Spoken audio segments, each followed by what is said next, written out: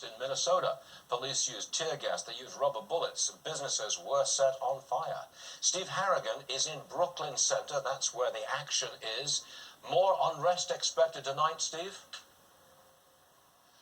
Especially this coming weekend when it's going to get warmer, more people could be out. The police have already seen 2 nights of unrest here. Now this police station behind me is being guarded by up-armored Humvees. Several hundred people violating curfew overnight. They were throwing rocks and bricks and bottles and cans and setting off fireworks at police.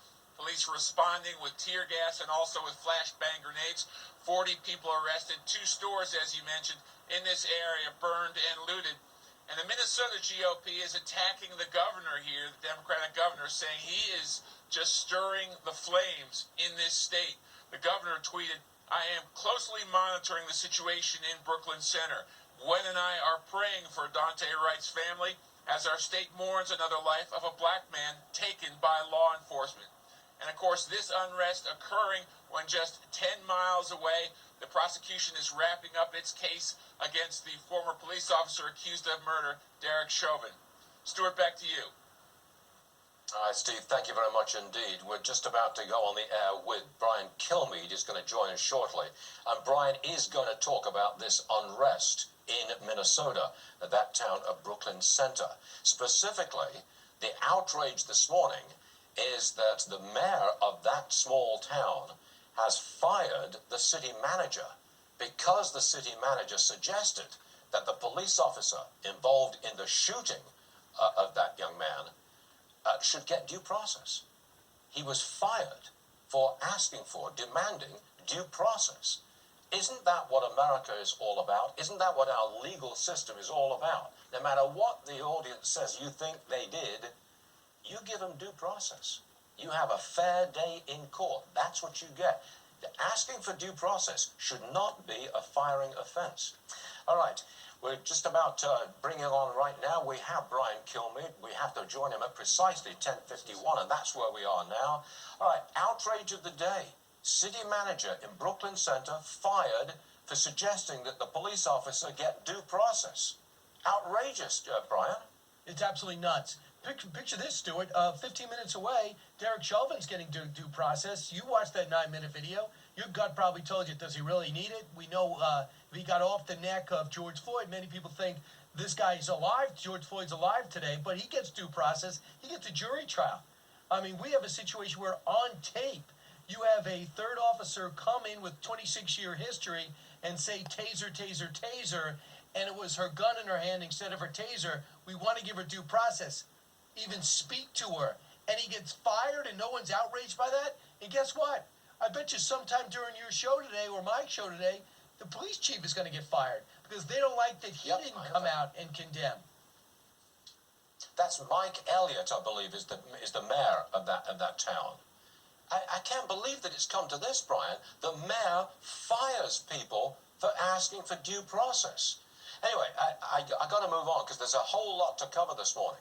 I want you to look at this tweet from the squad member, Ayanna Pressley. It reads, "You can't be anti-racist if you're anti-student debt cancellation." Another extraordinary statement from the squad, Brian. I don't know, what is she even talking about? Do only do only minorities go to college? Do only minorities take out student loan? What are you even saying? I mean, what is going on with the squad? They say one thing after another and they get a total pass. You know, if there's a problem like this coming from a different community or a different party, they want to cancel that person, make them resign, and take them off committees. But now, if you are, I don't know, Joe Biden, who said I only want to take $10,000 and forgive student debt, then maybe he's got some racist tendencies. Or how about this, Stuart? What if you're 35 years old, you just spent 10 years working an extra job to pay off your loan, and you might not be for somebody taking out the same loan and not being responsible for the debt? Rashida Tlaib says, stop all policing. The policing is basically racist. I mean, I don't know how to wrap my head around all this stuff, but it stops when people say, you are wrong. America is not a racist society. This is a society with a rule of law, and we demand due process. This has got to stop somewhere, Brian. I would think so. It's an imperfect society, but there's nothing perfect on this planet. That's why you even have police to begin with. That's why you have courts to start with. And I'll add this. I think that if she really believes that, then she should be barred from ever calling 911. She should be barred from ever having security because they're racist anyway. You probably don't want them around you anyway. And you've just insulted millions of people in this country and their families, and many retired and their families, with that ridiculous anti-law enforcement statement. And it just adds to the rhetoric.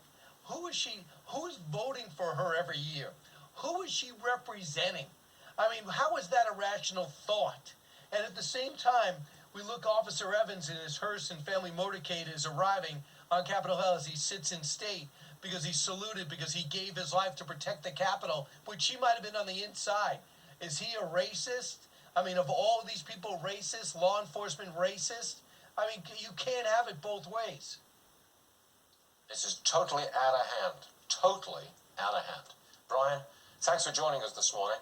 You got We're it. trying to keep our emotions on the lock and key. See if we can do that. Thanks very much, Brian. We'll see if we can work We've out. got a big hour still to come. Big hour for you still to come.